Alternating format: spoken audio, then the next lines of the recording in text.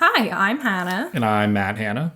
And this is usually Horror Hour with the Hannas. But today we have a bonus episode for you from our other show, Welcome to Twin Peaks, a Twin Peaks rewatch podcast, which is covering the Twin Peaks movie, Fire Walk With Me. So we thought since we cover movies on this channel, it would be worth it to throw it as a little bonus episode here for you as a little taste of what we're doing over there and maybe convince you to go back and listen in from the beginning. And you guys all know how much we love David Lynch, so we wanted to cover as many David Lynch movies as we possibly could on this channel. So here's a little treat. Definitely. And I think we've brought this movie up a ton throughout a lot of our other recordings and comparing it to other films. So I think it's an important film for the Horror at the Hanna's lore and also kind of fits our bingo card for most episodes. Yeah. So without further ado then, here's Welcome to Twin Peaks. Entering the town of Twin Peaks. There was a fish in the percolator. A damn fine cup of coffee. You are witnessing a front three-quarter view of two adults sharing a tender moment. It is happening again. Take another look, Sonny. It's going to happen again. What kind of fantastic trees have you got growing around here? I'm going to turn it upside down. Sheriff, we got a lot to talk about. Sheriff, why my tummy hurt? My tummy hurt big time. I feel nauseous. I think that's the intention. Yeah. And we feel nauseous because we just finished Fire Walk. And are recording immediately. So for everyone out there, this is a collab episode between Horror Hour with the Hannas and Horror Hour with the Hannas Twin Peaks podcast. Welcome to Twin Peaks, a Twin Peaks rewatch podcast. That was a mouthful and a half. So we're combining forces because we're covering a movie. Combining forces, aka just it's Hanna and I. It's Sheriff Hanna and Special Agent Matt, and then also Matt and Hannah from Horror at the Hannas together. Yeah. Four of us are in the room right now. Yeah. And Jason, who's also here. Jason the Librarian, as we call him. Hello. And Jason has not been on the show yet, but I've said many times that Jason's the reason I watched the show in the first place. And it took me a long time to watch it, but now he got me to, so now I'm trying to make everyone else do it via this podcast. Proselytizing. Yes, Twin we are the Peaks missionaries of religion. Twin Peaks. Jason, when did you first watch Twin Peaks? Would have been during COVID, a little bit after 2021-ish. I thought you watched it sooner. I thought you were like watching in high school. Okay, Yeah. no, that's interesting. What made you watch it? It had come up on blogs frequently, people that I read. And also it was noted as the favorite show of like actors and producers that I liked. And so eventually it was like, but the premise is like, oh, it's set in the 80s in the Pacific Northwest. That's not something I would normally be interested in. But I was like, oh, I'll give it a whirl. And the rest, as they say, is history. Had you watched other David Lynch projects before, or was this one of the first? This was the first David Lynch. Oh my god. How are we just learning this? That's crazy. I thought you'd watch a lot of his other stuff. I thought you'd at least seen Eraserhead before that. No. Wow. You hadn't? Because I know I saw Eraserhead in 2015. There you go. Sorry, years. What years? In college, and I remember telling other people about it. So I know like other Jason, who's called in before, he definitely watched Eraserhead way back then. So I assumed maybe you were a part of that. But this is the beginning of it for you. That's awesome. That's It was probably crazy. the beginning of it for a lot of people, to be honest. I mean, COVID? it was... Yeah. Oh, I just meant Twin Peaks in general was the beginning. Oh, yes. For people who love David Lynch. I think it's the Accessible most was on TV. accessible Yeah. Lynch. I think it was this, and I think Eraserhead was the second one that I watched. Okay. Because I was talking to someone about Twin Peaks and saying how I wanted to watch more David Lynch films. And they're like, oh, I can start with Eraserhead. And then That's the first, There we go. so it tracks. And you're watching along with the show. So is this your third rewatch? Is that what Yes, you told this me? is my third. Okay. Fantastic. And you've probably seen this more times, or no? Would this be... This is only the second time I've seen the film. Oh, okay. Oh, shit. All right. Okay, You're going to have to interesting. watch it again once you're caught up with the our show. Yeah. You and Jason Farkas. I want to find this in theaters. I just keep saying that. Wherever I can sit down and cry in a dingy theater, that would make me really happy watching this Independent movie. cinemas have been showing know. David Lynch projects a lot, but especially this and The Return, I feel like I've seen in theaters a lot in independent cinemas. So very cool. So you have a question for Jason? I do have a question for Jason. We have asked all our guests so far, what Twin Peaks character do you most identify with? Because obviously, you know, I'm the show's sheriff, Matt's the show's special agent. So who are you? Not Chet Desmond. Chet Desmond. I'm not Chet Desmond. No, that's okay. You don't have to be Chet. I know. No, I think I can claim Gordon Cole. So I think we both have mental logic that to us is a straight line, but to everyone else just seems extremely bizarre. It fits a lot to me, but you're an Aquarius. David Lynch is Aquarius. This character feels like an Aquarius. The way of thinking. There's something about that I see. No, I said it a while back when we were doing this. I was like, Jason's gonna be Gordon Cole. I know you wanted the log lady a little bit, but we have Britt as our log lady already. I do just like saying esoteric things to the people around me. Gordon Cole kind of does that too, though. Even more in The Return, I would say. So, but we'll get there. He's in The Return. Okay, sorry. I shouldn't have said. Is that a spoiler? Spoilers. David Lynch is in his show, yes. He's in his own show. I'm so excited. I'm sorry to spoil it. I don't like when he yells, but I love when he yells, you know? Okay, so anything else, or can I get to... I think we should jump into our discussion of Fire Walk With Me, because I think it's going to be a long conversation. Yes, and I have background, so let me get through our background. So we are covering Twin Peaks, Fire Walk With Me, which is the prequel, sort of, to the show that we've been covering, obviously. It was released August 28th, 1992, directed by David Lynch, and written by David Lynch and Robert Engels. It was announced just a month after the series was canceled, and Lynch finished the film less than a year after it was greenlit. So he flew through this, which was pretty impressive. He called the film, before it was made, or excuse me, I'm not sure. He just called it my cherry pie present to the fans of the show, however, one that's wrapped in barbed wire, which is a great thing to say, and also is very true considering the reception. It also is really funny that he called it a cherry pie present, since we have our bit about cherry pie moments. And you know what, David? There's 2 cherry pie moments in this film. I was going to say 0. There's not. There's 2. Earlier, we were talking about mid-budget films. So this had a budget of 10 or 12 million in 1992. So yeah, this was like cheap. It bombed, unfortunately. Then I don't know how cheap it was in the early 90s, but it's definitely not crazy. No, it completely bombed in the box office, and it premiered at Cannes and bombed at Cannes, right? That's what they say. They say it got booed, but then there's like discrepancy over how true that was. Mm-hmm. However, it did get panned by critics, and I'll get there. And he ended up being a Palme d'Or winner at Cannes. So for Wild at Heart, right? Yeah. So you know what? Fuck him. That's crazy. Yeah. That's a crazy fucking movie to be a Palme d'Or winner for. Like, and not to get the recognition for something like this that is like borderline a masterpiece. Oh, Wild at Heart was before this. My bad. Oh, He was I was thinking about my dates, and I was like, that doesn't make sense. Wild at Heart is definitely. We're dumb because he was working on Wild at Heart while the TV show was running. I'm not dumb. Well, I'm dumb apparently. Okay, so Mark Frost, I think you might have noticed, was not a writer on this. He didn't have a writing credit. Mm-hmm. It was just Engels and Lynch. Mm-hmm. So Mark Frost was not involved with the film because him and David Lynch disagreed on whether to make it a prequel or a sequel. Mark being the more sensible one here wanted to make a sequel as a continuation of the show. That tracks for me. Lynch wanted a prequel because, quote, I was in love with the character of Laura Palmer and her contradictions, radiant on the surface but dying inside. Frost wanted a sequel because, quote, he felt very strongly that our audience wanted to see the story go forward, which, yes, they did. And again, very sensible Mark Frost, but wrong.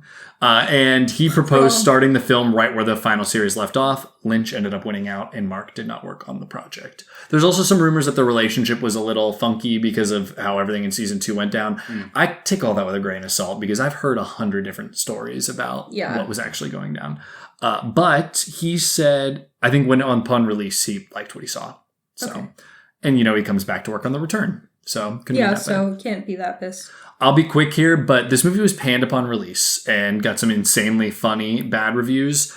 It has completely been reclaimed now, and there's been a lot of reassessments that think it's phenomenal and is great. I see it in people's top 4 on Letterboxd all the time. I think it's a really important film. I think people were in love with a version of Twin Peaks that was incorrect. Like, it was the way they saw it, but not the way Lynch intended. And also, like, the show is cheery and funny, but the subject matter is deeply dark and sad. And I think Lynch was like, I need to just show them how deep, dark, and sad this actually is. Kind of like Frank Herbert writing Dune Messiah after people didn't understand Dune well. And so he did that. So it got panned for that reason, because people were not ready. As Marty McFly said, you guys aren't ready for that, but your kids are going to love it. So just a couple of these. Vincent Carnby, I am going to name names because I think it's funny, of the New York Times, severely panned the film, saying that it induced a state of simulated brain death. That's a ridiculous thing to say. Yeah. But also, like, that's what gets people to read your shit, so whatever. Dave Kerr was quoted calling it simplistic, puritanical, which is, puritanical is insane, depressingly interminable, and proudly naive. The naive one pisses me off a lot. Don't get saying simplistic or naive, like, almost at all. The like, naive part is I can't even wrap my head incomprehensible to around me.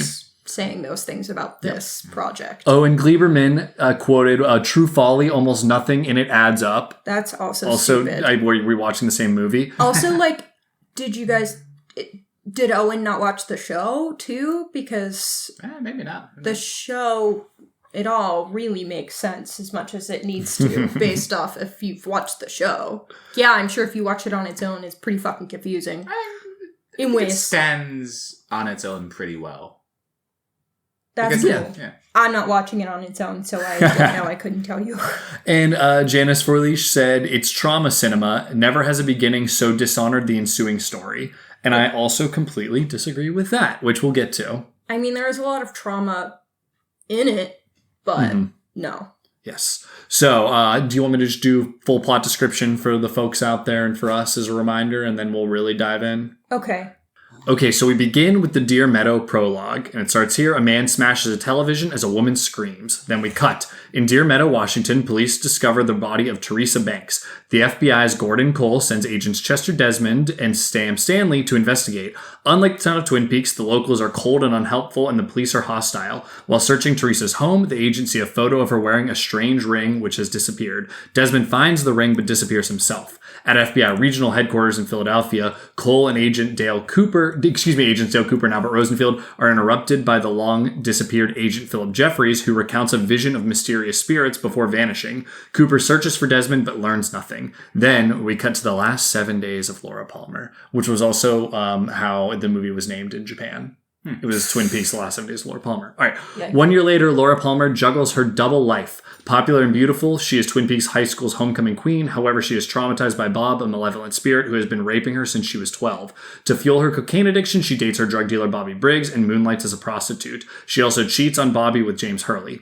Laura finds that someone has ripped out her diary entries about Bob. She entrusts the diary to Harold Smith. After two spirits from Jeffrey's vision warn her that the man behind the mask is in her bedroom, Laura witnesses Bob searching her diary's usual hiding place. When she runs outside, she sees her father, Leland, instead of Bob. At dinner, Leland seems free of Bob's influence, but badgers Laura to tears. After dinner, he tearfully apologizes to Laura. In a dream, Laura visits the Red Room and meets a future version of Cooper and the man from another place, who cryptically calls himself the Arm. The man offers her Teresa's ring, but Cooper tells her to reject it. Annie Blackburn appears in her room and instructs her to write down that the good Dale is in the lodge and cannot leave. Laura travels to Canada with her pimp Jacques Renault and two clients. Her best friend Donna Hayward naively follows her to support her. Despite Laura's misgivings, she lets Donna come along. After a client spikes Donna's drink and takes her top off, Laura drags her away. She begs Donna not to become like her. Bob's rival, Mike, confronts Leland in front of Laura. After Mike brandishes Teresa's ring, Leland recalls killing Teresa, a prostitute who resembles Laura. Teresa once recruited Laura to have sex with Leland, but he backed out after seeing Laura. That night, Jacques dispatches Bobby and Laura to pick up some cocaine. In the woods, they meet a man, Deputy Cliff Howard from Deer Meadow. The deputy takes out a gun and Bobby shoots him, killing him. At night, Leland hands his wife Sarah's a spiked drink. She hesitates but finishes the drink at Leland's urging. While Sarah dreams of a pale horse, Bob rapes Laura and his face turns into Leland's. The next day, a distressed Laura can barely think. The angel from a painting on her wall disappears. She breaks up with James and Bobby, realizing she only dated him for cocaine. Jacques summons Laura to his cabin for a sex party with Leo Johnson and Ronette Pulaski. Jacques rapes Laura. Leland arrives and knocks Jacques unconscious while Leo flees the cabin. Leland then drags the girls to an abandoned train car. Laura watches her captor's face flicker between Leland and Bob. Bob says that he wants to possess her. Leland shows her the diary pages he tore out and says, I always thought you knew it was me. An angel helps Ronette escape while Mike tosses Laura Teresa's ring. Laura puts on Teresa's ring, distressing Leland. Leland kills her and throws her body into the river. In the Red Room, Bob and Leland meet Mike and the Arm, who demand Garbonzia, which translate in subtitles to pain and sorrow, from Bob. In response, Bob draws blood from Leland and spatters it on the floor. Laura's body floats down the river where it will be found in the morning, starting the events of our show. But Cooper comforts Laura's spirit in the Red Room, and an angel appears before them, and Laura cries tears of joy. And then the movie ends. When they say Garbonzia, I'm always like, why are they talking about garbanzo beans? Talking about creamed corn.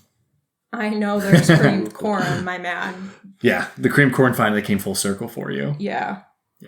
Okay. Hanna, just tell me, spitball some thoughts about this film for me.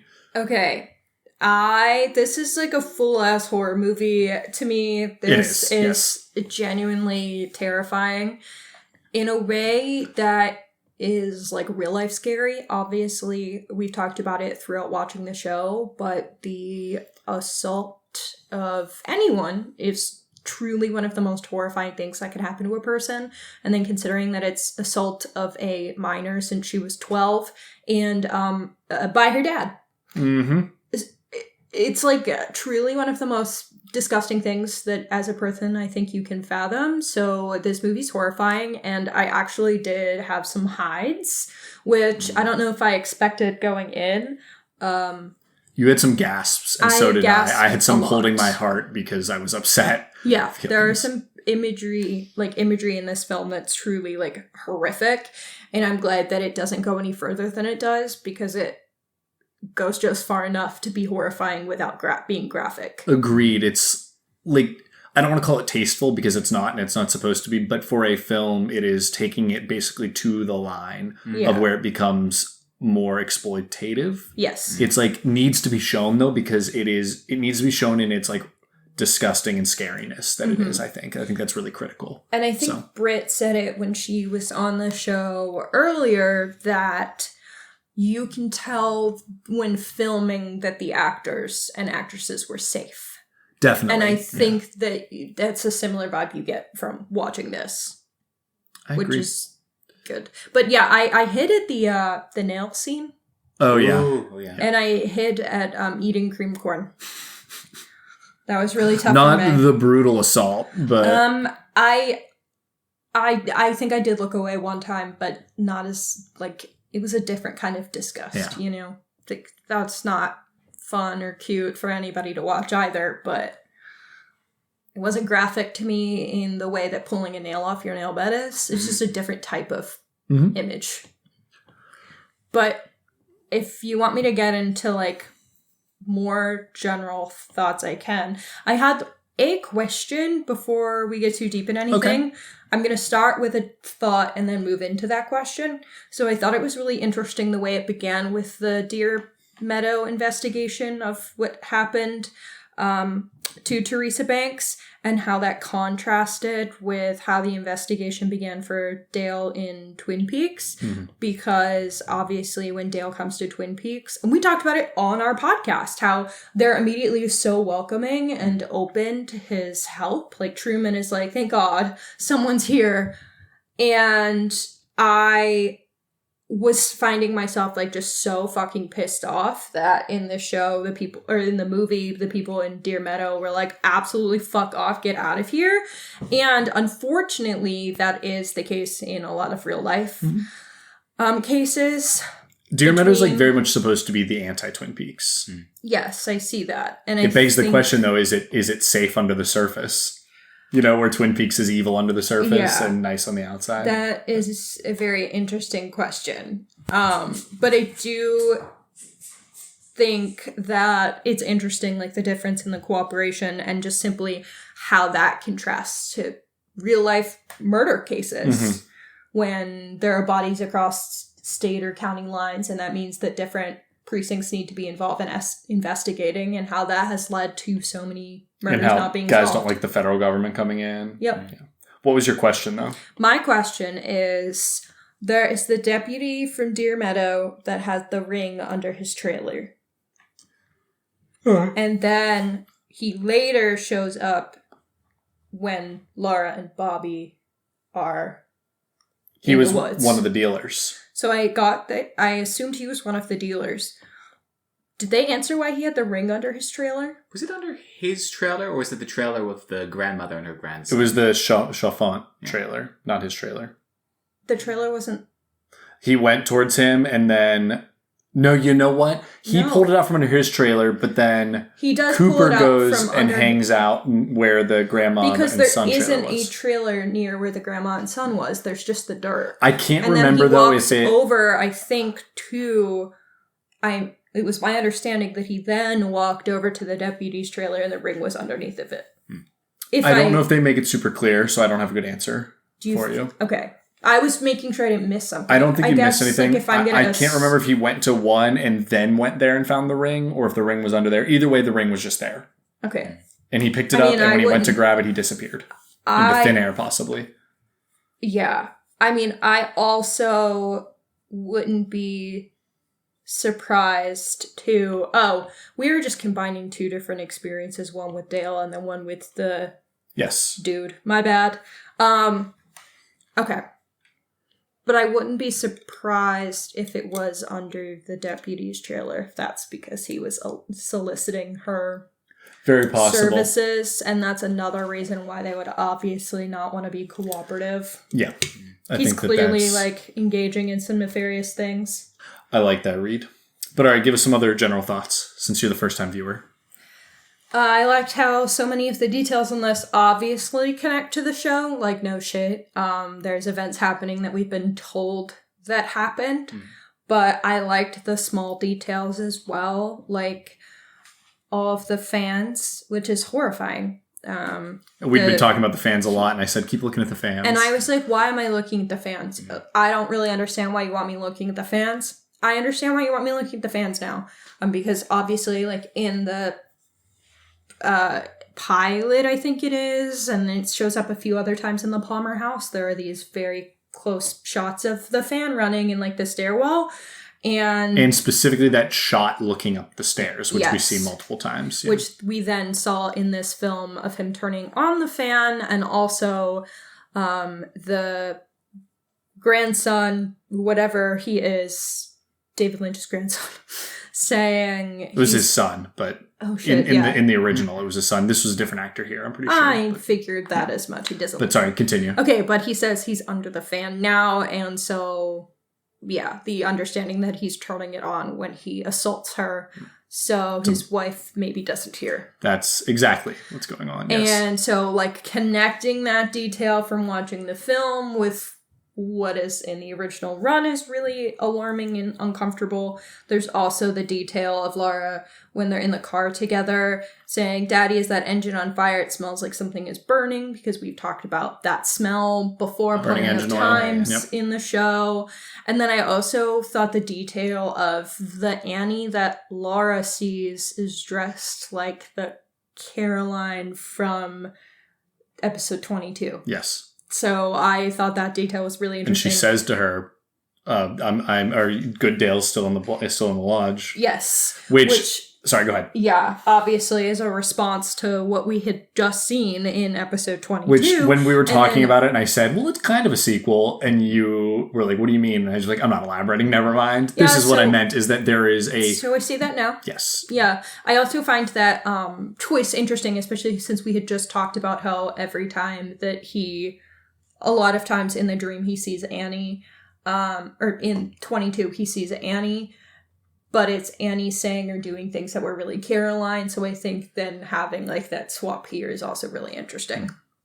It like feels very fitting from what we've seen. Definitely. And how those two characters to him are in a way is not interchangeable, but both representative of traumatic things that in traumatic relationships that he's now had. I've talked a lot. So... Yeah, no, that's fine. I mean, I'll just say I agree that this is a horror movie. I think it's phenomenal. I think it's such a great way to do a prequel, sequel, to the show. Like it's a little bit of both. I think it expands upon the lore while also hitting what makes Twin Peaks really good, which is the character study of it. And like Laura, I think is just one of the most amazing characters I've ever seen, one of the most well written. I absolutely adore this character. And I think Lynch was totally right to want to explore her further. So thoughts, Jason? Yeah, I remember watching it because I was just watching stuff the first time The Order came out. And I didn't read anything about it beforehand. I'm just watching it assuming that it is going to be a sequel because it came out afterwards. And the Twin Peaks season 2 ending being so, not a cliffhanger, but not an audience pleaser either. And then seeing it come around this way and just be this in-depth character exploration of Lara and what she went through, I thought, because I think the show would still be satisfying without this, but it adds so much depth to everything else that happens that I think I can't separate them anymore. I completely agree. And I find that people were so upset with their cliffhanger ending. I actually think this film ends it perfectly. Like I love The Return. I think this film caps it and it makes total sense. And I am very satisfied with the final ending of the show if it just ended with this. Well, because I do think it, we just recorded on 22 and I was like, I would have been so fucking pissed if this was my ending to the show, not knowing that I'd have The Return eventually. But I do think that, yes, there are things that are still completely unanswered from watching this, but I think there are things that would have pissed me off had I never had The Return as an option that I do think kind of get resolved here. We know, not resolved, but answers here. We know, we have confirmation about what happened to Dale. Yeah. Right? So these things kind of have a conclusion, and there's having this piece also gives the thematic arc a lot more weight. Yes. So, and it leaves you with a little bit of hope as well for both Laura and we Dale. certainly don't have that at the end of season 2. No, not at all. So that's it's even funny, Lynch pretends oh, I gave you it with barbed wire, but in reality, I do find the ending of this movie hopeful compared to the end of that. So it's he gave you a reasonable ending, I think. And also just a kind of masterpiece of great filmmaking. And we haven't even touched on that because you kind of know what you're going to get with him, but just every weird choice, every conventional choice he makes, everything kind of works perfectly together. This is a very approachable film for him, while still having, his signature flair. Yeah. Because it really does study Laura as a character. And she's fascinating. So I do want to talk about her a bunch, but we'll get to that. So anything else we want to hit on just general thoughts? I feel so much of what we'll end up talking about is going to be related to what the movie means, what its purpose is. Themes, what actually went down, theories, yeah. Yeah. So we can keep moving then. Do you want to get to our Special Agent Cooper on the case, where you name 3 moments you think will matter in 25 years? Yeah, well, since I know that we have The Return, I thought this was still a fitting bit to keep in here. Could you imagine that we have to wait 25 years in real life before you can watch it? Could you imagine? Put yourself through their shoes. No. All right, well, we won't do it. I'm not resuming the show when I'm 55. To be honest, I'm not brave enough either. I need to watch it again. So. Okay, so the introduction of the Blue Rose Task Force, which we know quite literally nothing about besides seeing the Blue Rose and Dale mentioning a Blue Rose case. Task Force. So, and I've heard the term before. I'm pretty sure you've said it. Through cultural osmosis. I'm pretty sure you've said it. There is a podcast called Blue Rose Task Force. Yes, and I feel like you mentioned it vaguely on the podcast, or maybe we were talking about that podcast existed, and I was like, I don't even know what the fuck that means. Did you like the mime? Yeah. Giving Chester all the information? Chester or is it Chet? Now I can't even remember. It's both. It's both. It's okay. both. I didn't know what to do with that, but it felt very David Lynch, so I was like, all right, whatever, bro. Fantastic that Coop isn't the strangest person on the task force now. It's really funny. Also, that's a really good point. Chet is kind of I think it's so funny. They're giving us discount Coop on purpose. He's fucking with us to give us oh, you want Agent Cooper? Well, here's this guy who is just not as cool Cooper. He seems smart, but with lacking any of the odd charm and charisma that Coop has. Yeah, and he makes Sam spill coffee on himself. He's kind of mean, and then he disappears. He's out of there. But I think it's funny to just get the same kind of hair. And it's like, as a viewer, you're like, where's my boy? Who is this fucker? And it's again, it's that middle finger he gives you in the best way possible. Yeah. So, yeah, I just things I was thinking about. All right. So, yeah, tell me, what's going to matter later? The Blue Rose Task Force. Yeah. Doesn't get any bluer. What the fuck? Inside joke for Jason. Okay, shit. Okay. And for the viewers who have seen The Return. All right. The return of the characters from the lodge and Red Room, specifically learning that the man from the other place is called the Arm. Why? Why do you think? Where is there an arm else in this show? Or lack of an arm in this show? Yeah, Mike doesn't have an arm. Which is something he cut off. Yeah. Okay. 2 + 2 equals? So, are we saying that the arm man from another place is the part of himself that he cut off that craved the garbanzo beans? Very possibly, yes. That's a lot of people's interpretation. That's how I interpret it as well. That's Mike's arm. Okay, Jason, thoughts? I mean, do you agree? I hate it. I've covered And how about the scene where Mike and they're talking together and he grabs his shoulder where his missing arm is and they speak together? Too, and that's why when that scene happened, I was like, I don't know if I understand what the fuck's going on here, because I know Mike at some point obviously chopped his arm off, and he's already chopped his arm off, so he shouldn't be looking for pain and suffering right now. He shouldn't be craving that. My thought is that is the arm. That is the arm, or the man from another place. But that would speaking explain because why, he's part of that, and that's why Mike is. And that's also you have to remember that the lodge works in weird ways, and so I don't know, time works. It's also just cool. So I don't know if you're going to get a good answer, but I think that makes it very clear when he basically grabs where his arm would be and speaks as him that they are one. Yeah, remember that was also said in 22 by the giant. But what's confusing is, and you never really know, is that the arm / the man from another place has also helped Cooper early on. Yes. But it's but is he also maybe evil because he's the evil part of Mike's arm? Or is this all part of a bigger plan? You can question all of these and go down super rabbit holes. Stop making my brain what the Red Room is, and whether the waiting room is the Black Lodge, if the Black Lodge is down the hallway. Or they're both the White and the Black Lodge together. What is That's, I think the waiting room is just in 22, the room he's in initially, and then he's in the lodge, or the Red Room, which is part of the lodge later. Because also they live above a convenience store, and we saw them above the convenience store in Philip Jeffries' moment. That's why. So is that the Black Lodge, or is that part of the Black Lodge? I don't know. And we saw other entities there. But then again, Grandma Tremont and her son, who has the mask on, helps Laura. Yeah, I had questions about that later as well. I'm not going to have answers. Are you going to have answers, Jason? No. There are spirits, and I think it's the idea that there's not all good and evil. Sometimes it's both, but there are some that are hunting pain and sorrow, and it's clear that Mike, Bob, and the arm at some point were ones that were. Yeah. Or the arm was part of Mike, and he cut it off. Mm-hmm. Yeah. And, the arm also showed up in a lot of bad moments as well, like Josie dying from fear. Yeah. But he also helped Cooper out. But again, they don't work. Him and Bob might work against each other, with each other. It's a little bit of both. So, yeah, lots of thoughts. But question mark. Yes, question mark. But just things to think about. So there you go. There's your answer on that. I'm just going to help. I love recording this kinds of episodes at 10 p.m. I can't think no good past 8:30. Yeah. No, you figured it out. I think it was a reasonable question. But my last Special Agent Cooper on the case moment is Dale and Laura and the film together in the Red Room, and combined with the good Dale is in the lodge and cannot leave. I think that points to where we will be in The Return.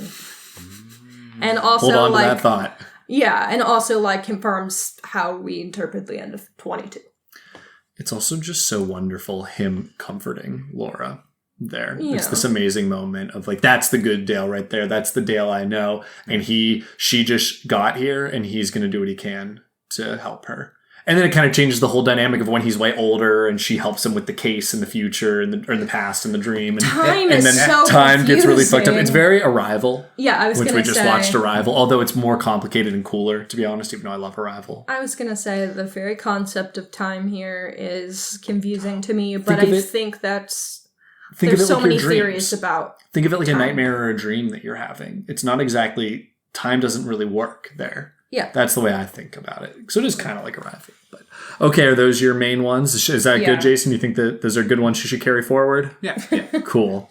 Okay, so let's talk best performance, and if anyone has any other answer than me, I will be shocked. Okay, we all know it's Cheryl Lee. It's Cheryl Lee. And hot take, here's my hot take for the episode. Absolutely ridiculous to not get an Oscar nom for this performance.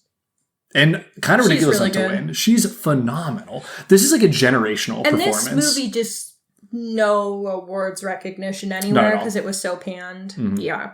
And I feel like there's a lot of really good work happening here that I don't think the Academy is the type to acknowledge. Like, I don't think if this comes out now, I don't think the performers who I think should be nominated would be nominated necessarily. That's true. I think maybe she could be. This doesn't get made now. But like, yeah. I just can't believe it don't got think made as is at the time. I can't believe they let them make a prequel, to be honest. Yeah. So. Well, and I'm thinking like Ray Wise is so fucking uncomfortable in the show and the film, but like they would never.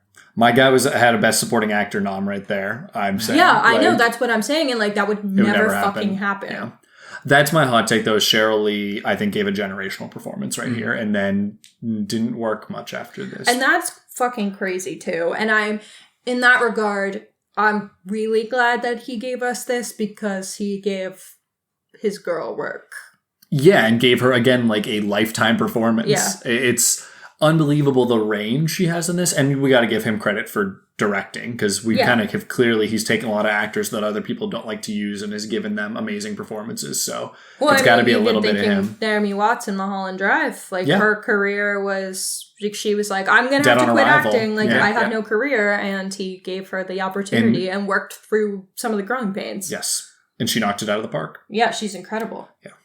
So that's just my main thing is Cheryl Lee is just so heartbreakingly good in this. Like, that's the best way to put it, she hurts me. Laura Palmer becomes a real person to me when I watch this. Mm-hmm. And I'm right there alongside her. And I'm just like, want to reach through the TV and save her myself.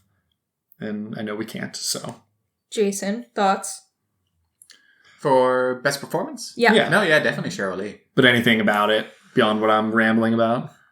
No, she has such... It's an expressive face with everything. Like, In voice. yeah. I feel everything that she's doing. Mm-hmm. That's what I mean. You're like there.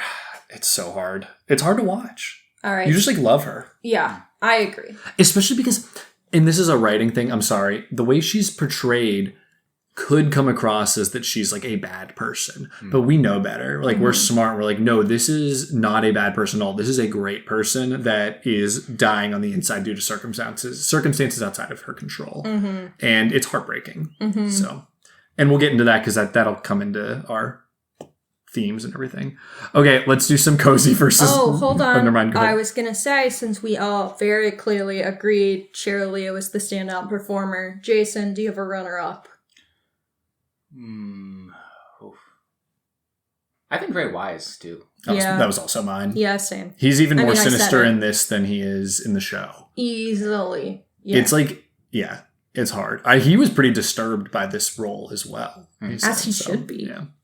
I mean, I think that is like how performers should feel when they take on work like that. Yeah. Like Stanley Tucci taking Lovely Bones. The Lovely Bones. His wife was like, you can't do that.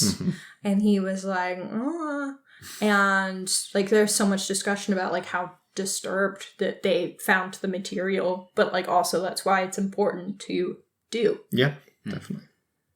Okay, now we'll get Cozy to versus some. Nightmare. So cozy. This is when we talk about cozy versus nightmare. This is Coughing Baby Hydrogen Bomb of a movie of. Yeah. There's not a lot of cozy in this. I have a cozy though, but Okay. I have a very clear. I'm very confident in my silly cozy moment, so I'll go last. Jason, your cozy moment. I like when Laura and Donna are lying down and just talking.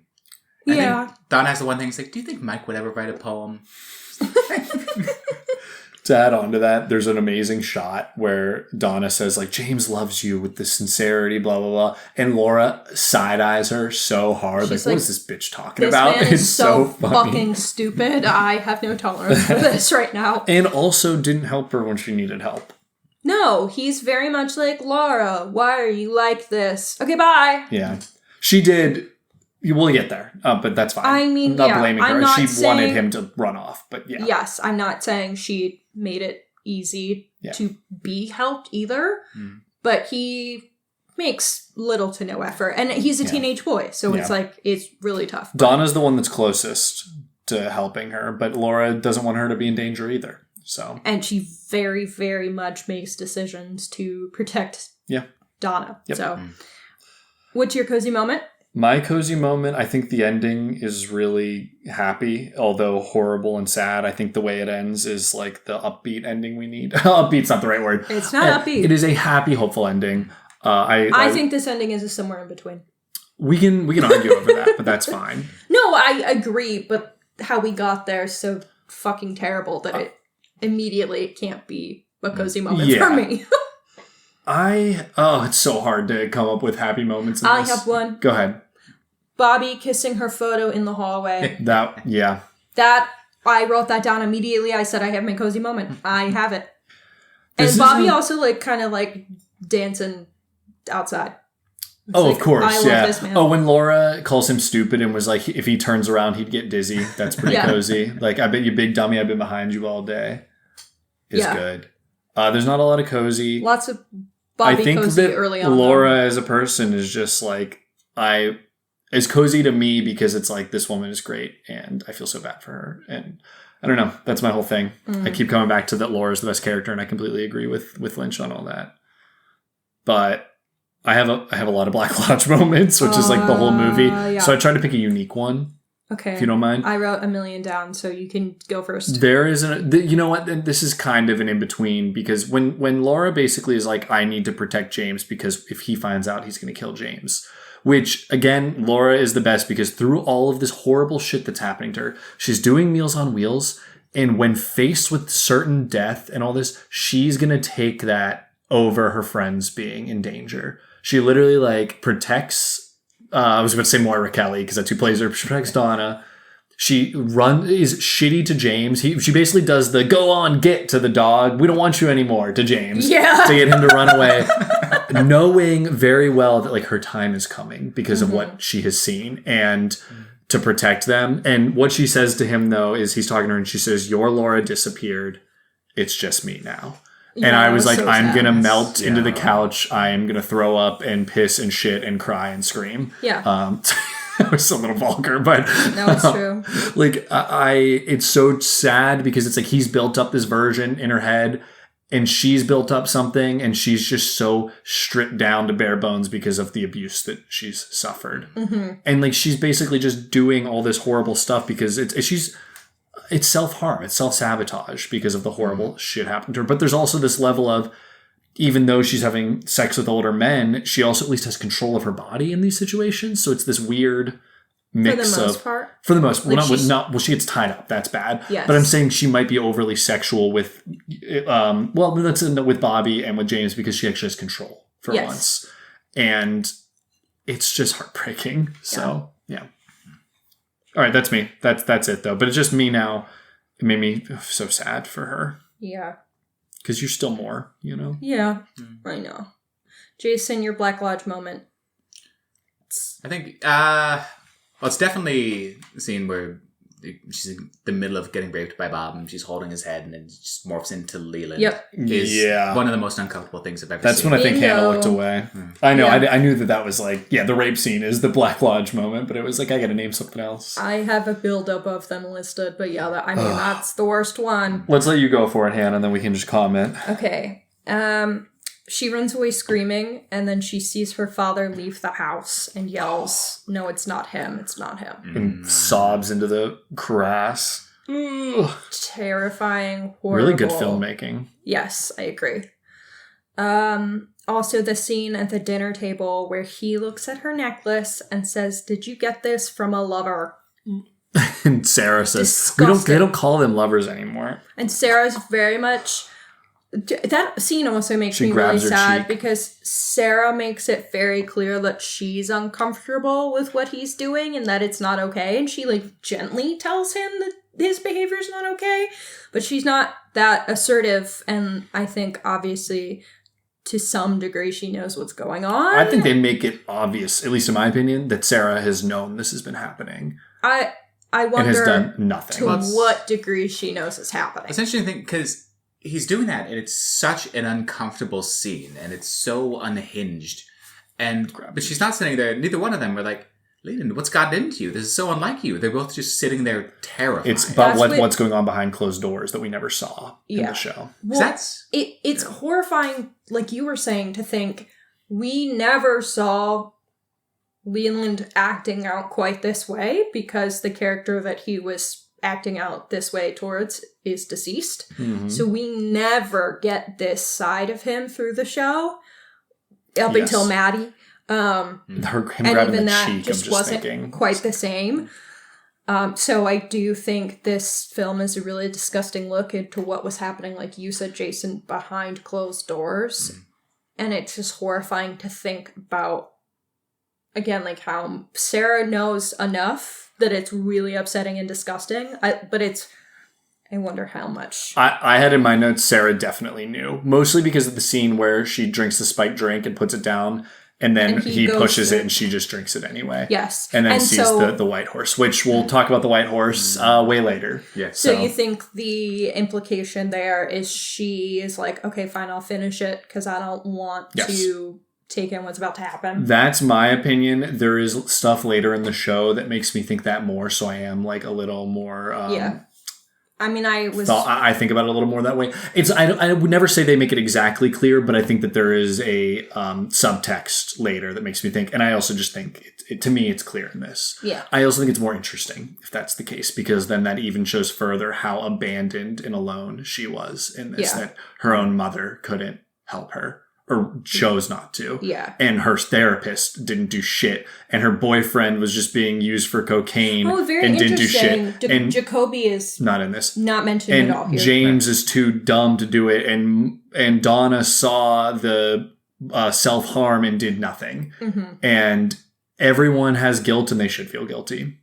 Is my thought. Even her friend. And then this like recontextualizes all the shit that James and Donna do in the next one of trying to solve it, because they probably have some semblance of guilt. Yeah. Because they missed that something. It's why Bobby's out there going, we killed her. Yeah. It's like Bobby's the only one emotionally intelligent enough to like have these feelings and express them. And then that's crazy. Yes. And then rewatch the show like Jason and I did, where Leland's jumping on her fucking coffin. Yeah. And think about it. Sorry, Jason, I interrupted you. Yeah, I think about in pilot episode, the teacher being like very upset about everything. I mean, you would be when one of your students that you presumably liked was just murdered. But then the scene when she's in the classroom, the clock is just going by, and like Laura's sitting there like disassociating and sobbing, and the teacher is doing nothing. She's not asking how she is, and I say, "Are you okay, honey?" And it's like, well, period's over. It's like you can all mosey out now. I was thinking that too when that was happening. That like. She's publicly crying and no one's acknowledging it.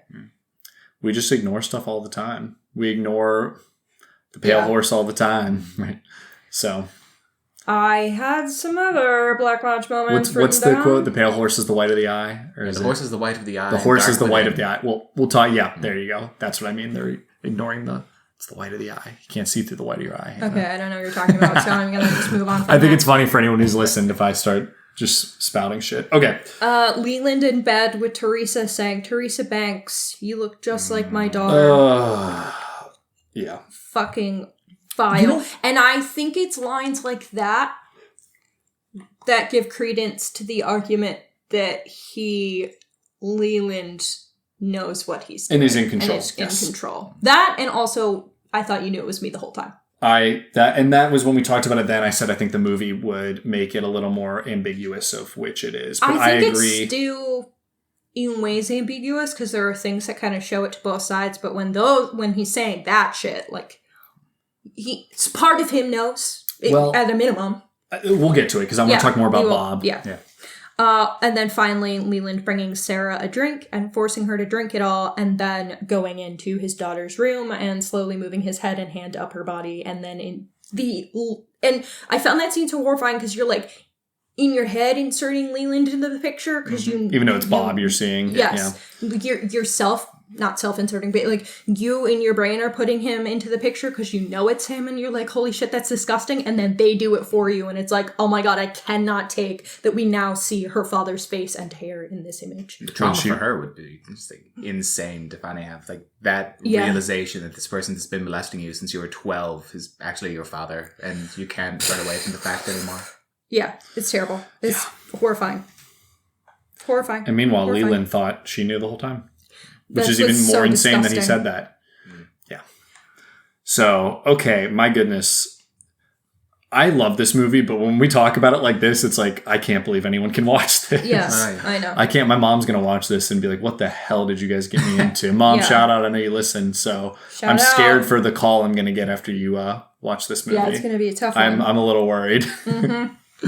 Okay. So now what are we going to talk about?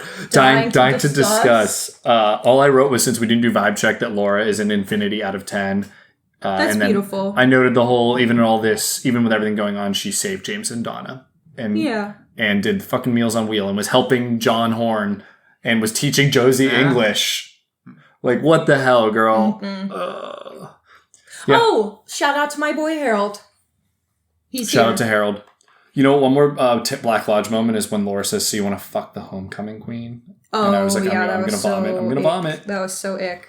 Yeah. All of those people knew exactly what was going on. They had to have seen her crying from the bar moments before. Yeah. No, in literally. the Roadhouse, where the Roadhouse has been seen as like a nice place. And now all of a sudden, other than Jacques working there, I guess. Yeah. That's never been nice. It's not good. Yeah. Twin Peaks is a seedy place. It's secret. Again, it's this whole suburban like fakeness that that he's trying to call out. But all right. I have a bunch of questions for the room under Dying to discuss. That's fine. Jason, do you have anything before we want to get to Hannah? No, I'm fine to move on. Okay. How do we interpret the Mrs. Tremond, whatever the fuck, dream? Which one? Well, okay, so the painting or the picture, and then the dream that follows. I don't know. I don't remember. I do remember, but I don't know what I think about it. The painting is her angel leaving.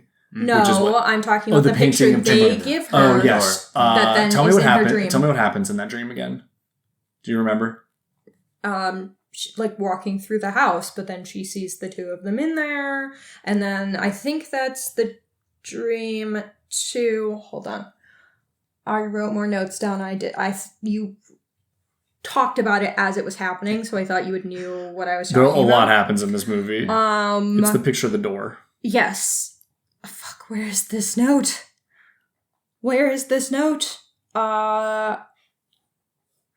I wrote very little down, so I can't even elaborate. I don't know the answer to this one. Jason, you know this moment.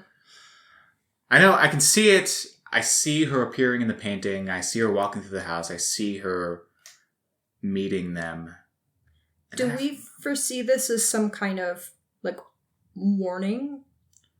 Or, like, assistance in some way? It's so ambiguous to me who they are, because they're in the room. They're in the red room.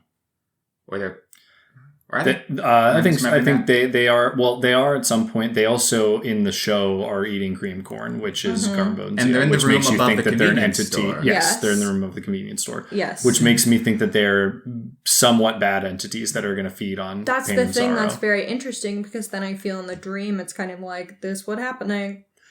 That's what's kind of confusing. Is like there sometimes seems to be helping, and other times seem to be feeding on the fear or the pain and sorrow. We should say. So I don't know. I don't have a good answer to that one. What's your next question? Because Jason and I don't. God, that went super well. Okay. How do we feel about the new actress playing Donna? I think she's great. I think she's really good in this, and I think it's a good fit. So, what about you, Jason? She's good. I'll always call her not Donna. Yeah. But she's great in the role. She gives it her all. I found it distracting.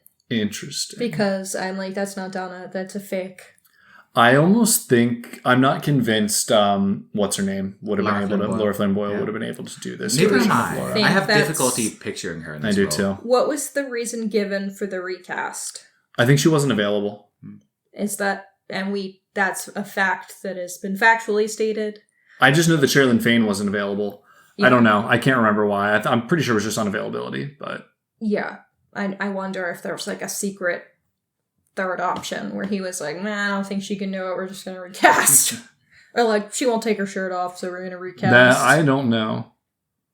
But yeah, I found it. I also was thinking that like I don't know how well she'd perform in the role, but at the same time, I'm just like, who's this fake woman? I pulled up Wikipedia. It's reported that it was scheduling conflicts.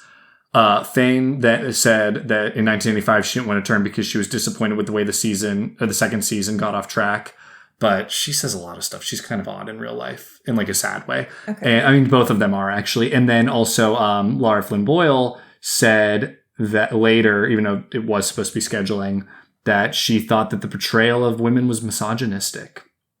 Or treatment of female characters was misogynistic, which is a complete misreading of the show. Mm-hmm. Like entirely, I would say. Yeah. So, and yep. It's critical of the abuse of women, actually, but go off, Queen. Yep. Okay. So my next question for the group, which we know your opinion on, Matt, so it's more Jason. What is your interpretation on Leland's knowledge of what he's doing? See, that is fascinating looking at it in the context of the film because, like we talked about a little bit earlier, in the show, we only see him afterwards. Mm-hmm. And we see him after Sarah's collapsing and he's the source of stability in the house until he snaps completely. But we don't know what he was like before that, and this seems to indicate that he was never the most stable person, and that those kinds of instances that happened at dinner were probably not uncommon. Yeah, I think just going based off Sarah's reaction in that particular scene, it's like she seems really unsettled, and she's like, "Stop being such a creep, Leland. That's not what they call it." And stop grabbing her cheek. She doesn't like that when he's pitching the shit out of it. But it's just said so much in a way that it feels like this is completely normal behavior, and she's saying it, but she knows it's not going to do anything. I think, as far as his knowledge of what he's done, I think the molesting of Lara, I think he full well knew that he was doing that, and he tells her that when he's killing her. The murders themselves, I think he might be repressing or not necessarily in full knowledge that he's killing people. Oh, so I think he killed Teresa, not as Bob, because she was going to blackmail him. Which was, I don't know if you caught that since they don't explicitly say, but they said Teresa was going to blackmail someone and that she asked what their dads looked like. And it's because Teresa realized that was When did they say that? Well, they didn't say it. They typed it because it happened in the pink room. Oh, fuck. Yeah. Jacques said that Teresa asked what Laura's dad looked like.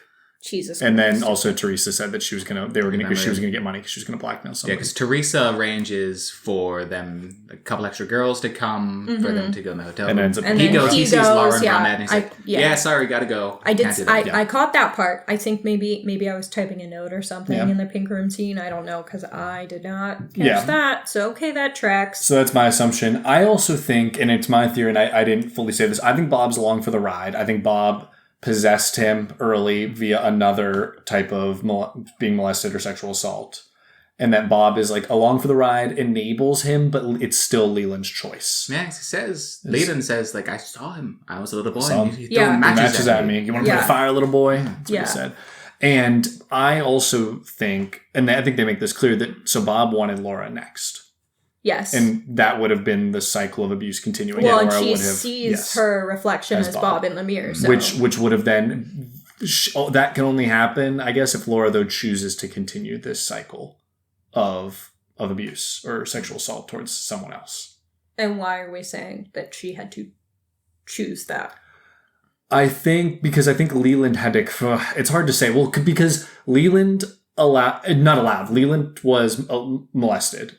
right? And then Yes. he continues that cycle. Yes. So I guess you're right. It wouldn't have been... Laura breaks the cycle, right? I'm asking. Oh, why does she choose not to? I think she chooses to die Yeah, okay. so that she doesn't get possessed. Yes, So that she okay. doesn't continue the cycle. Yes. Yeah, Okay. that's what I mean. Okay. Okay, sorry. I don't know, for some reason, The way I said it you're not confused you. answering this Okay, correctly. my bad. I had to think about it. But I also don't know if I asked it in the way that makes sense, and now my brain is turned to mush. I so think she we can dies pass to protect this. others, and that's That's why why her she's angel Jesus. returns. That's why I've joked that... Yeah. She is Jesus, and she died for our the sins. show opens up with the log lady intro saying Laura Palmer is the one. Yeah, Yeah, because so. she's Jesus. Well, again, she's not Jesus. That's a little simplistic, but there is like a level of I know. that's what has to I think happen. thematically there's a lot of complexity And with spirituality and religion. So. That kind of, and I thought that was a little more apparent to me when the angel saves Ronette Yeah. and not Laura. And you're like, oh my God, she's been fully abandoned. But it's no, it's like, it sucks because I don't want her to die. And I think that's unfair. But it's like, denies Bob. She said, no, you're not going to possess me. I'm going to put this ring on. You're not going to possess me. I'm not And going that's to how we see do this. her Or I'm not putting- going to be taken over. That's what we see her putting the ring on. Yeah. And so he said, so then he kills her. Yeah. Although Because she Coop tells her refuses. not to put the ring on. Which is I don't very know. interesting. Maybe because I he was doesn't gonna want, because say Coop that doesn't want too. her to die. Coop would, I think that's my thought. Coop doesn't want another victim, even though it would have resulted in the cycle continuing. My best guess, and this is only very lightly parsed out, is that the ring links them with the lodge somehow. Mm-hmm. I don't know exactly how. I don't know when. 'Cause, the arm says, like, with this ring I thee wed. Yes. Yeah. And Chester touches it and disappears. Yes. Philip Jeffries has been gone. Because Yeah. I think that perhaps Coop didn't want him to, or want Lara to be involved with the lodge at all, looking in from where he was. Mm-hmm. But that, I guess, being associated with it offered a degree of protection that she otherwise would not have had. Yeah. So that's, I don't know. There's also a level I think that she has to let Bob in, though, as well. Like, I think Leland let Bob in because of the abuse. And Yeah. Laura didn't. So it's like kind of, there's not a clear answer, right? It's Yeah. like, did the ring protect her, or did she just say no and put the ring on and that allowed her to It's- then be in the lodge after? yeah. I don't know. It's a lot. It's fun to think about. You'll be up late at night thinking about this movie, Hannah. Let me tell you, one of because my I have questions been. I wrote down was, why was Laura not supposed to take the ring? So I'm glad that that there is no definitive response there. Yeah, and as how to did what Cooper that end up getting symbolized. it? And then the giant took it from him. I forget how Cooper gets And it. that's, I was going to ask, is that the same exact ring? I know it's the same symbol, but I'm confirming, is that the same exact ring? Because I don't remember. what his I looked think so. like. What do you think? I don't I'm know. not sure. I'd have to. I thought Watch that a his little was more like all closely. gold and not like had the stone on it. It has the symbol. I thought it was green though. But yeah, I don't know. Cooper's ring. Hannah's got to look it up. Cooper's ring.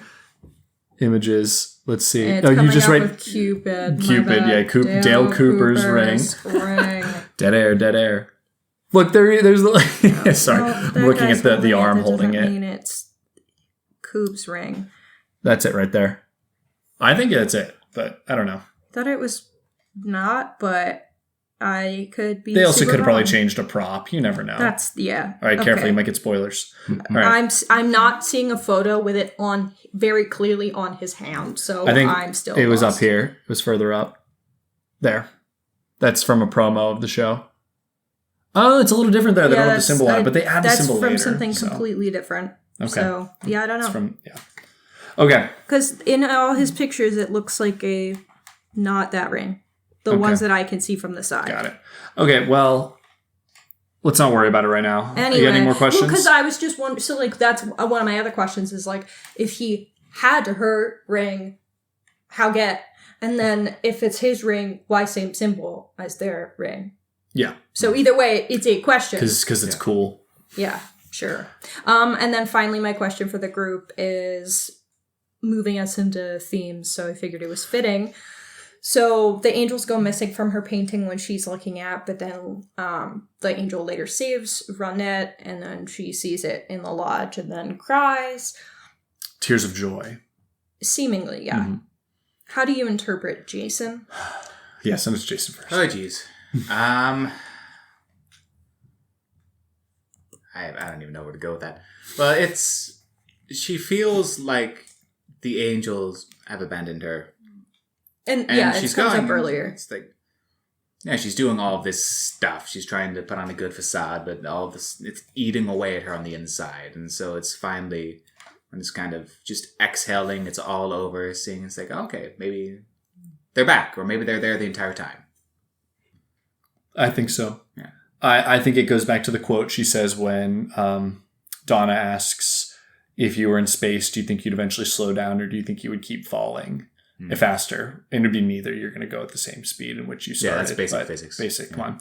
But she says that you go faster and faster, which is definitely about her falling into this cycle and this trap. And until eventually the angels leave you, right? Not even the angels can save you. And so she feels that she's so far down this that she can't be saved. So she almost sees herself as a bad person, which she isn't. And the angels leave her and she's so far gone. And then I kind of said before, the angel doesn't save her in that moment. It's either that she envisions the angel because Ronette just got lucky and bounced. Or the angel did save her because Laura needed to turn down this thing to stop Bob, at least for a period of time. And then when she gets to the lodge, the angel returns and is like, you're not alone. Like, we are here. And Coop's there to comfort her too. And maybe that's the angel, is the fact that she's not alone here and she's safe, in quotes, in the lodge with Coop. I think, and that's why I kind of say it as like a happy ending, is like Laura is able to save her friends. Yeah. Unfortunately, like Leland does do more harm later. She doesn't get taken over and breaks the cycle. Bob is at least slowed for a time eventually, right? Mm-hmm. Really probably longer term than we think. And she is okay. She's not alive. She's not exactly dead either. She's in a space that's not bad though, to a degree. And I said Coop's there to comfort her. So that's how I see it. Is like, this is as happy as an ending as Laura can get. Does that make sense? Yeah. That's my thought. I hope. No, just sure. No, sure. Yeah. Yeah, sure. Stop it. Don't look at me that way. Am I wrong in saying this? I don't know how. I like to interpret it as a happy ending. I'm not the only person. I know people on the internet see it this way. So people on the internet are, important. People on the internet are important. Yeah. That's so beautiful. No, just Thank fucking you around. for sharing. Tell me if I'm wrong, though. I don't know. I'd love to hear. I mean, I don't think you're wrong. I think I'm still in a place of processing it, hence why I'm the one who posed the question. I don't think I found it a happy ending the first time, and I think upon watching everything and then watching this again, I see this is the best Laura can get, and she chose it on her own accord. To some degree. I think that has part of it. I think there's also, I was thinking of it from the Jesus-ish allegory of, like, she didn't need the angels because she was strong enough to choose what she was going to go through to save people. Yeah.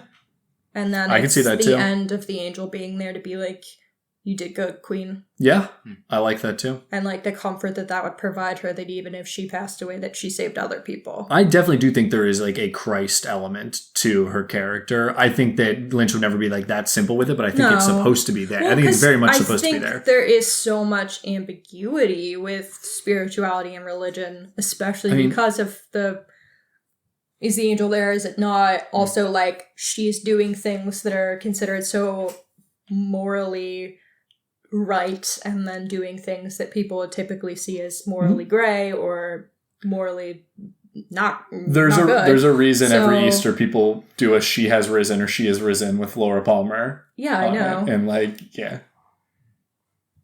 and I've also seen Laura Palmer died for our sins posted before. So. Yes. Okay. Jason, your thoughts on the spirituality and religion of it all? No, I mean, we know Lynch is a spiritual person, and so that's obviously going to be an element. And there's, and even beyond that, you can take it just even what might be an even more simple level is someone willing to sacrifice themselves to save others, but without even a spiritual element to that at all. Yeah, that's true. Cooper is that as well, which is interesting, at least in the end of throughout, really, and at the end of season 2. It makes a lot of sense for those two characters to be paralleled and like connected in a lot of ways. And then obviously. You ask, like, did she save him? Did he save her? Or was it both? And I think it's kind of both. They like aid each other, especially in that because space. Time is such a conundrum and unclear here that I think it makes sense to say in ways it's both. She said, "See you in 25 years." Meanwhile. Did Damn, this movie's awesome. Yep, we're both doing that. We're all doing the hand symbols. Yeah. I still don't know what it means. If it means... What's it mean, Jason? What's our hand symbol mean? Who knows? Yeah. Oh, that's so beautiful. Like, who knows? Because I asked that in our last episode. And I was like, I have no idea. Yeah. It looks hard. It does look great. I was also thinking, too, about how what the log lady said can be, like, how that contributes thematically, because we see the log lady only once, very briefly, and she says, when this kind of fire starts, it's very hard to put out. The tender boughs of innocence burn first, and the wind rises, and then all goodness is in jeopardy. Oh my God. And that can be about two things. That's one about the cycle of abuse, like starting above Leland and down. And that's also about Laura's direction she's going with her life in the self-sabotage and self-harm. He's a genius. Yeah. Give this man a Pulitzer. I wrote that down, and I was like, You wrote down, give this man a Pulitzer? No, I wrote down the quote. And then I think, obviously, when we think about the purpose and the themes of the film, obviously there's so much about sexual violence against women and what we are willing to let pass without intervening. Yeah. Specifically, I think, well, obviously we talked about Sarah and how much she knows and the fact that I think it's clear she has this fear that, like, of intervening because her husband is crazy and violent. And I think that she feels probably that intervening in any way, she won't be able to protect Laura regardless when this shit's going on, I would assume. But yeah, it's like her mother's there not intervening pretty much at all, like very timidly, and then willfully drinking a drugged substance. And then, like we talked about before, so many people in town knew that she was doing dangerous things and just allowing it to happen, or like engaging with this minor sexually or yada yada. I think so. You're telling me Doc Hayward doesn't have any idea what's going on in that household? Like, I love Doc Hayward, but just Leland, they everyone knows each other. This is a 5,000 person town. 51,000, but we know it's supposed to be 5,000. And that's what's, I think, very interesting is just like, what is the level of everyone's knowledge and why did nobody get this woman help? And it pisses you off. Pisses you off for a fictional character because we all have, every community has a Laura Palmer. You know? I hate that. Am I wrong in saying it though? Put like that. Think about the government of our country. Like, no, I know. You know? We've made that parallel yes. many times throughout this podcast. Yeah. I think this show hits home a lot more actually watching it now than maybe it would have at other points in time. It very well could, yeah. Yeah. I'm getting justice for Laura. I'm getting angry over here. It's like, yeah, I'm so pumped to. Sounds like you need to start doing some advocacy work for victims of sexual violence. I think everyone should. That's where I remember asking my old company to donate money. We were doing donations, and there was one where it was like housing for women leaving abusive situations. And I was like, that's all the money should go right to that one. I was like, nowhere else. I was like, that's the one. Yeah. So, yeah. Philippe and I both voted for that with all of our votes. So, nice. Yeah. I worked with a lot of those agencies in Philadelphia, like referring clients to them. And yeah.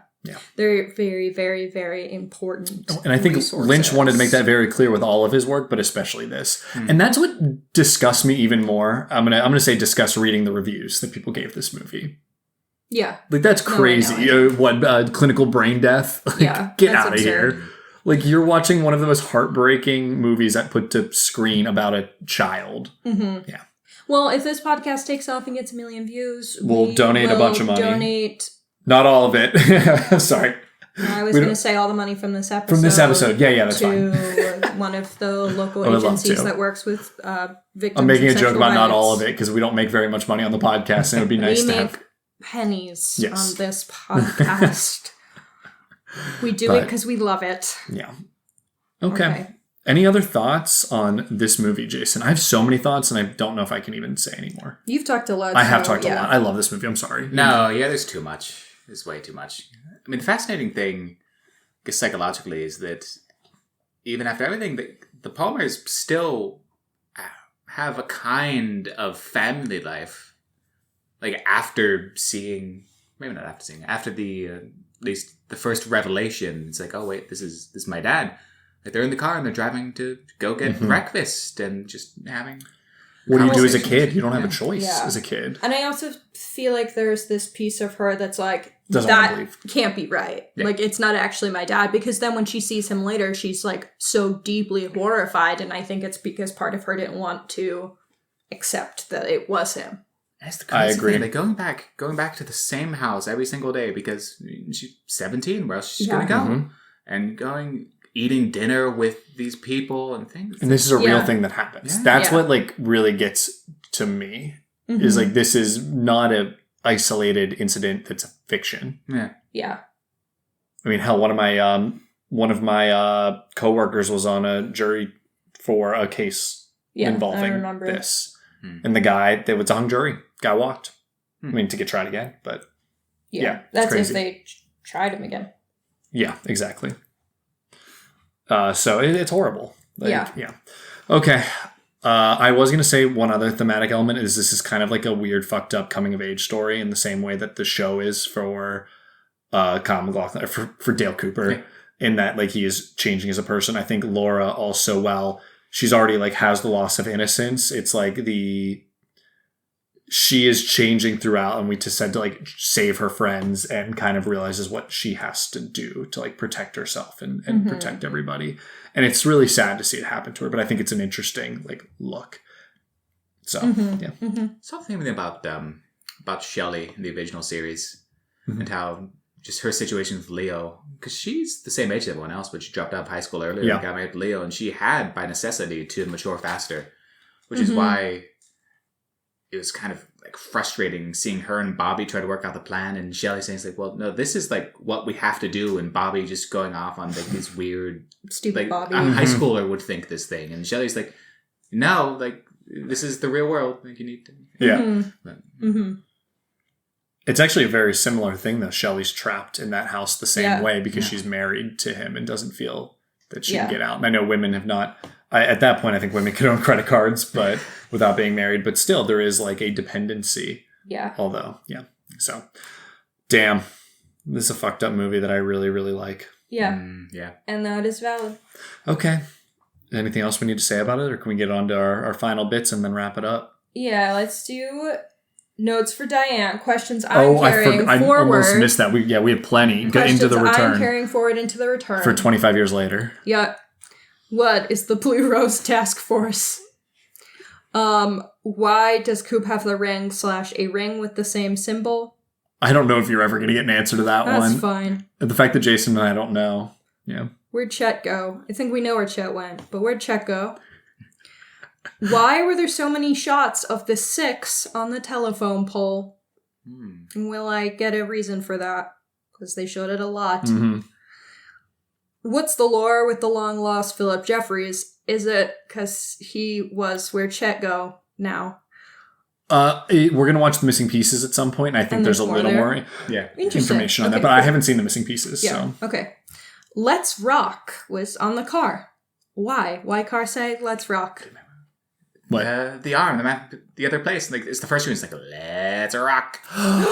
Whoa! I've totally forgot about that. What the fuck does You're that right. mean? He said that. I know. Well, I didn't know. Indication of maybe where he went. Yeah, which is where I assumed he went when I said I think I know where he went, but like where go? Maybe it's a stupid question, but was Laura kissing Harold normal behavior in whatever their relationship was? I don't know. I think there's some in the book about that, but I have not read the book. Yeah, so. His relationship with her and the kind of stories that she was telling him, kind of a little eyebrow raising for me. It's tough with him because he is already such a vulnerable person and character that of all the people that she shared very intimate parts with of herself to, he is the person that I blame the least for intervening, or for not intervening, because I think that he was already at a disadvantage in life to intervene. Definitely. It's kind of interesting, though, because she him. wouldn't have written that in the diary had it not been for him, which wouldn't have resulted in all this. I mean, this is all all the Bob and Leland stuff would happen anyway, but Leland maybe finding the diary murder might not part have happened. when it happened. Yeah. But also, I like that I have an answer as to why she gave him the diary, because obviously I questioned that. Now you know she's protecting herself. What's Mrs. Tremond and grandson's role in the lodges?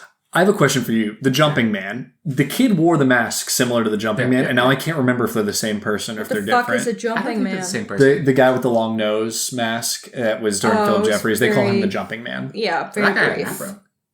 Yeah. Did he? Oh, I guess you're right. There's a lot of lodge spirits you see, because we saw the Woodsman too. Yeah. This time. An early form of the Woodsman. They're what? An early form. Oh, an early form of the Woodsman. Yeah. I don't know what's happening. Yeah. You don't have to worry about You'll get there. Okay. Why was Laura not supposed to take the ring? We kind of talked about that. Did she ever write in her diary that Good Dale was in the lodge? I was wondering that same thing. I should have, by this point, actually read the published diary, but alas, I have not. We'll read it eventually and have you on so we can all discuss. Why does Laura recognize Mike exactly? Dreams, probably, would be my guess. Yeah, I was going to say, like, is it in dreams? Has she seen him confront her father before? Is it because there's such a connection between him and Bob? Could have been the ring she saw, because Teresa had that ring. She knew Teresa. Yeah. So that was very interesting to me. Also, I guess, why did Mike... he was going there, but then didn't really intervene. So why? And I think that also is... I think he was trying to call him out, and Leland was revving the engine so much that no one could hear anything. No. I mean, at the train car. Like, he goes to the site of he was the trying murder. he was trying to stop it. Yeah, I think, right? But then he, like, dips. He's the one that throws her the ring. Fuck. It'd be a little difficult for me to get up in the train car with one arm, though.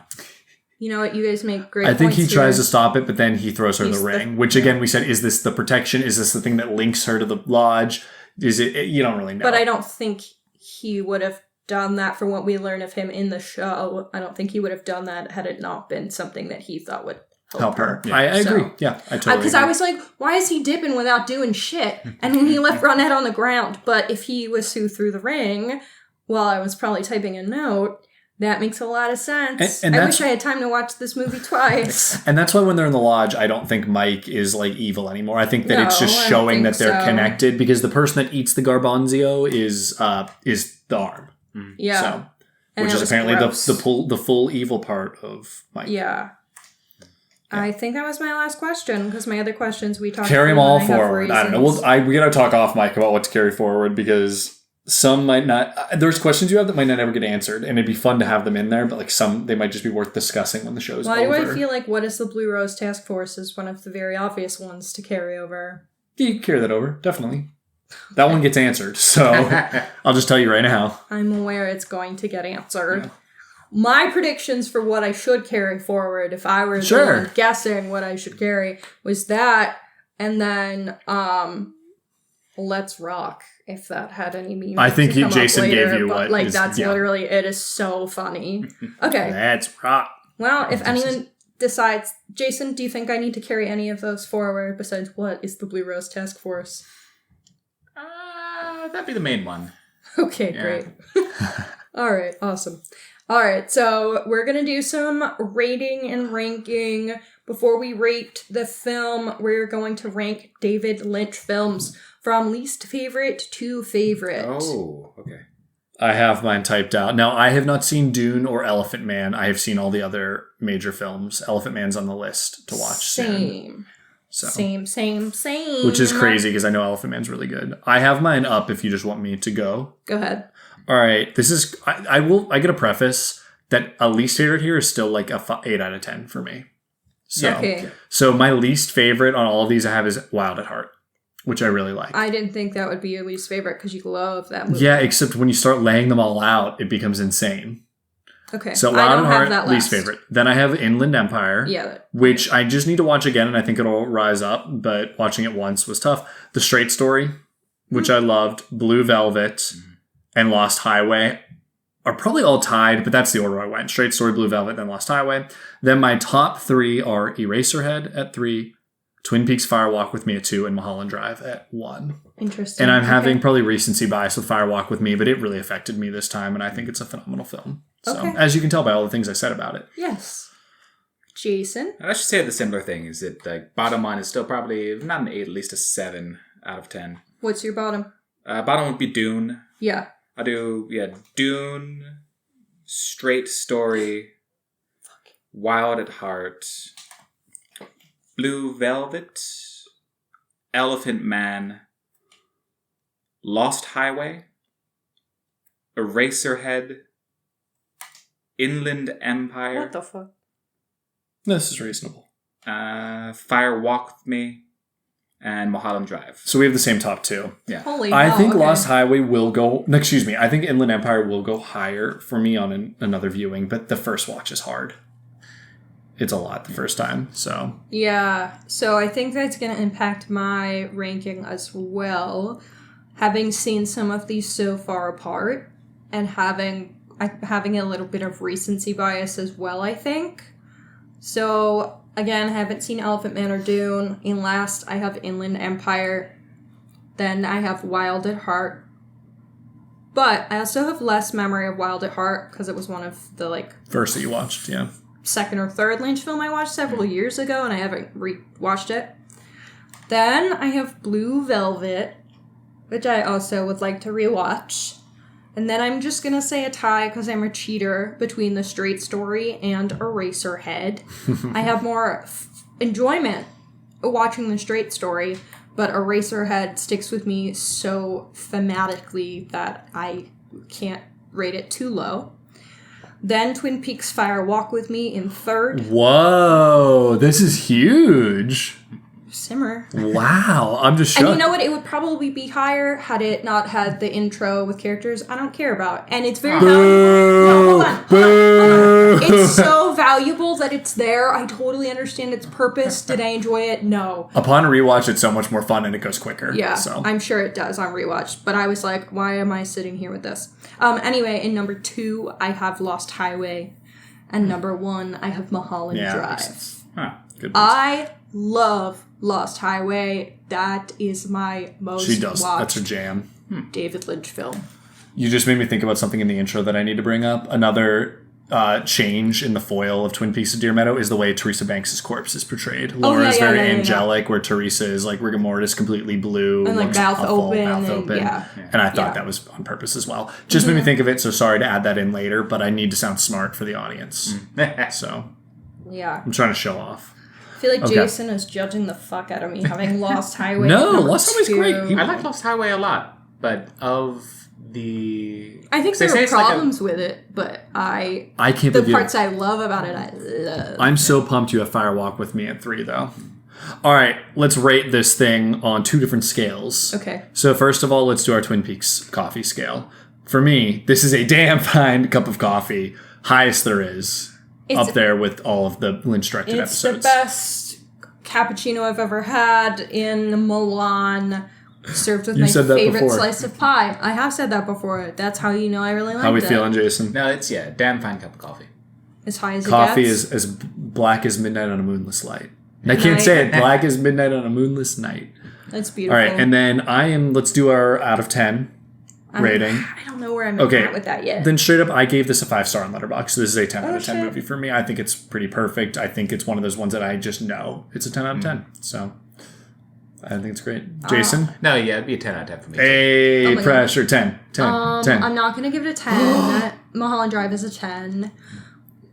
I think it's funny because I feel like I probably gave Lost Highway a 4 out of 5. Mm-hmm. And I think I'd give this a 4.5 out of 5. Okay. So 9. Probably, yeah. And then do we want a Dalton endorsement as well? 5 out of 5. I'm going to give it a +5 on the Dalton endorsement. You probably would too. Yeah. That means you want people to watch it. Yeah. Okay. The issue is like, you gotta watch the show first. But the whole show is a 5 out of 5. For friends who are only listening to Welcome to Twin Peaks, Matt, would you like to explain the Dalton endorsement scale? I know. This episode's almost an hour and a half. No, the Dalton endorsement scale is a scale from -5 to 5, where our score is reflect how much we recommend the film, and a negative score means we don't endorse. 0 is true neutral, and a positive means we do endorse it. It's a 5 out of 5, we endorse. Yes. Okay, well, for those of you who are here for Welcome to Twin Peaks, thank you for joining. Make sure you go check out Horror Out the Hannas, our other podcast. And those of you who are from Horror Out the Hannas, Fire Walk With Me rocks and is a great movie, and you should go check out the whole show and listen to Welcome to Twin Peaks. Twin Peaks Rewatch podcast by us. So this will be both places. It's all confusing. You know how it is. But all that being said, Jason, thank you so much for joining us and getting me to watch this show in the first place. It's really important to me and quickly became probably my favorite show of all time. Yeah, so absolutely. I give you credit for that. And we'll see where it sits for Hanna when this is all said and done. So Hanna, once again, great work. Congratulations. You just have 18 more episodes and some other in-between things. Crazy, right? Crazy. Okay, well, all that being said, this was a doozy, and we'll see you next week with a fresh cup of coffee. Thank you for listening to Welcome to Twin Peaks, a Twin Peaks rewatch podcast from Horror Hour with the Hannas. If you liked the episode, please make sure to give us a 5-star review on your favorite podcasting app. If you'd like to call into the show, call us at 215-821-9584.